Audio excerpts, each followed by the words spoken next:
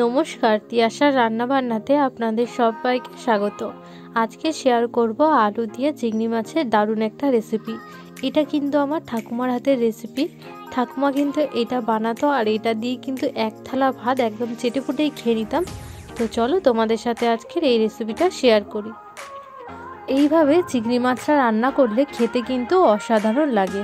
তার জন্য সবার প্রথমে কড়ার মধ্যে তেল দিয়ে চিংড়ি মাছগুলো নুন আর হলুদ দিয়ে হালকা ভেজে আমি তুলে নিলাম। তারপরে এর মধ্যে দিয়ে দিলাম পেঁয়াজ কোচানো। পেঁয়াজটা হালকা একটু ভাজা ভাজা হয়ে গেলে এর মধ্যে একটা মিডিয়াম সাইজের টমেটোকে একটু ছোটো ছোটো টুকরো করে নিয়েছিলাম, ওই টমেটোটা এর মধ্যে দিয়ে দিলাম। এবার টমেটোটাও হালকা একটু ভাজা ভাজা হয়ে গেলে এর মধ্যে দিয়ে দিলাম হাফ চামচ মতন রসুন বাটা। এবার রসুনটা দিয়ে খুব ভালো মতন কষিয়ে নেব, যাতে রসুনের যে কাঁচা গন্ধটা থাকে সেটা যাতে চলে যায়। এবার এর মধ্যে আমি কেটে রাখা আলুটা অ্যাড করে দিলাম। এখানে মোট দুটো মিডিয়াম সাইজের আলুকে এভাবে ছোটো ছোটো টুকরো করে আমি কেটে নিয়েছিলাম। তো আলুটা দিয়ে দিলাম, দিয়ে এবার সব মশলার সাথে আলুটাকে কষিয়ে নেব। স্বাদ মতন একটু নুন দিয়ে দিলাম, নুনটা দিয়ে আবারও প্রায় 1 মিনিট মতন এটাকে আমি খুব ভালো মতন একটু কষিয়ে নেব।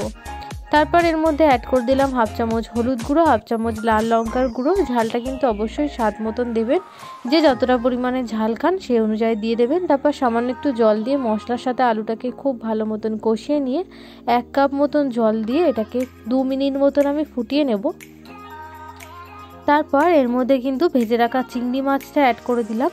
ব্যাস, চিংড়ি মাছ দিয়ে 2 মিনিট মতন ফুটিয়ে নিয়ে ওপর দিয়ে গরম মশলার গুঁড়ো দিলেই কিন্তু রেডি।